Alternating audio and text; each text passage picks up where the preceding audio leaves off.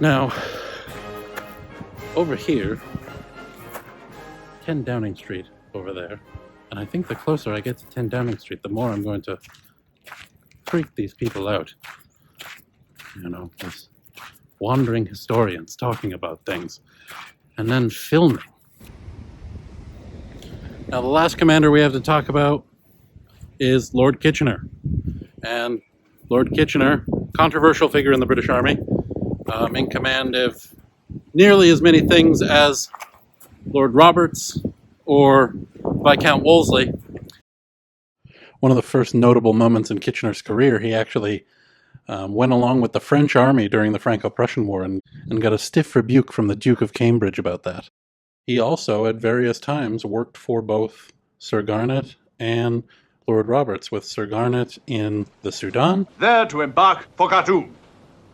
Kitchener knows the route and the wells. Move, gentlemen! And Lord Roberts in the Boer War. Now, Kitchener was victorious at Omdurman.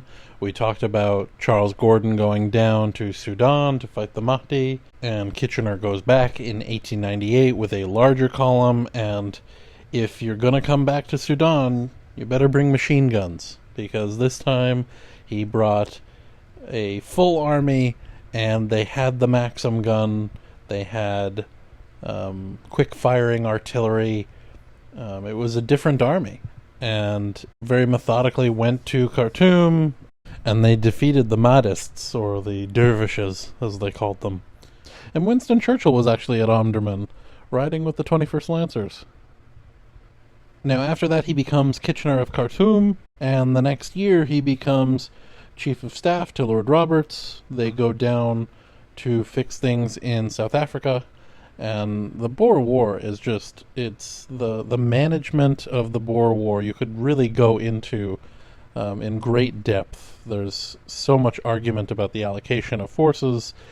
Sir Garnet had said so many more troops were necessary, and the government did not heed his advice, even though he was Commander-in-Chief of the forces. Lord Roberts and Kitchener go down. He is Lord Roberts' Chief of Staff, essentially his second-in-command, and when Lord Roberts, after the initial victories, goes home for his honors, Kitchener is placed in charge in South Africa. Now, he's involved in India, where he first starts his rivalry and disagreements with Lord Curzon. He eventually becomes Consul General of Egypt. Quite a distinguished career, and has major conflicts with quite a few people in the First World War. Now, he was the one that insisted on having a landward campaign in Gallipoli. Now, he was killed in 1916 aboard HMS Hampshire when it struck a mine, likely laid by a German submarine, while sailing from Scapa Flow towards Arkhangelsk. And Kitchener was actually en route to a meeting with the Russians. So he's one of the highest-ranking British officers ever killed in war. And, you know, he is the face of the army eventually. We see him on that iconic poster. He has the iconic Victorian mustache, and he's even the caricature of the World War I army in popular culture now, with General Melchett, with Stephen Fry, is definitely Lord Kitchener. Go tally-ho, yibbity-dap and zing-zang spillet. Looking forward to bullying off for the final chucker? Definitely a military icon and a hotly debated figure in both military and political circles.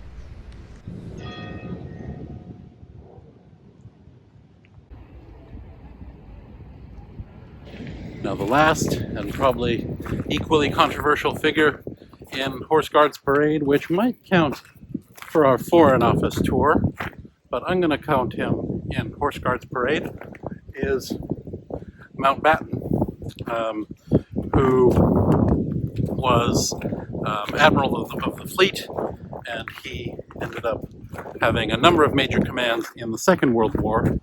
Now, he starts his wartime service as a captain and the commander of a destroyer flotilla, but ends up being a very important Allied commander in multiple theaters of the war. And eventually became Supreme Allied Commander in Southeast Asia.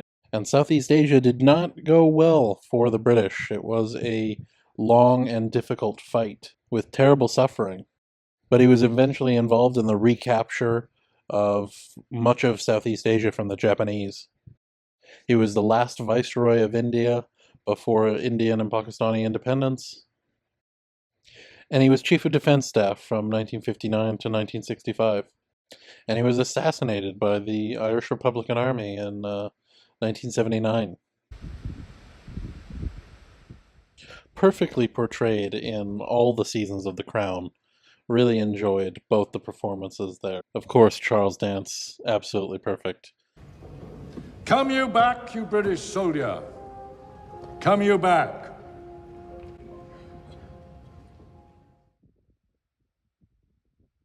He is portrayed in his naval uniform there with his binoculars.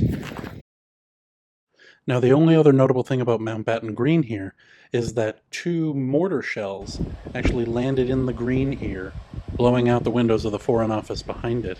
The IRA fired these 140-pound mortar shells from Whitehall towards Number 10, and they landed in the Cabinet Office garden. There were 4 injured, but no one was killed due to bomb-resistant windows. But 2 of the shells overshot and landed right here in Mountbatten Green, and since 9/11, the green has been shut for security reasons.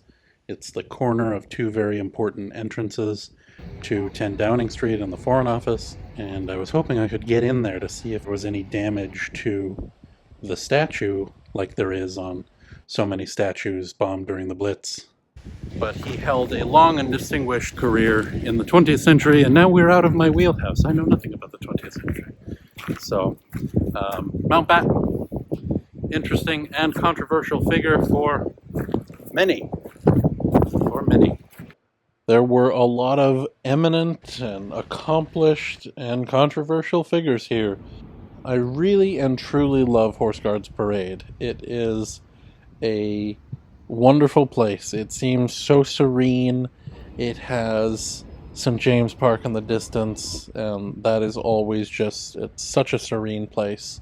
And it has deep and meaningful historical memories from nearly every era in British military history. I just love seeing the acknowledgement of the death of the king, the war trophies, the statues to the great military leaders. There's so much here. Whether it be a statue or a memorial or a war trophy or something else entirely, what would you put here? If we could fill one of the other corners, what would you put on Horse Guards Parade? Let me know in the comments. That was the next on our tour, and now we're back into St. James's Park. So thank you all for joining me, and we will see you on the next one.